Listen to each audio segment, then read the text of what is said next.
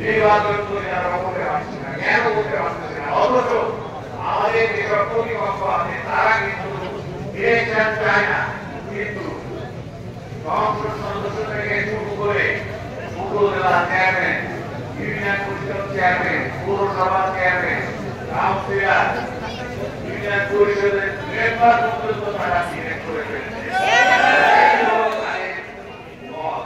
তারা ইলেকশন চায় না, তারা সমস্ত বিচার না করার জন্য ইলেকশন হবে না।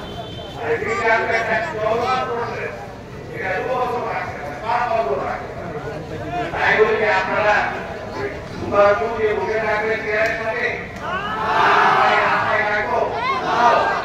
আমরা এই যে আজকে জনসমুদ্র কেনা হয়েছে তাদের এই জনসমুদ্র আবার বলছি বলে এরা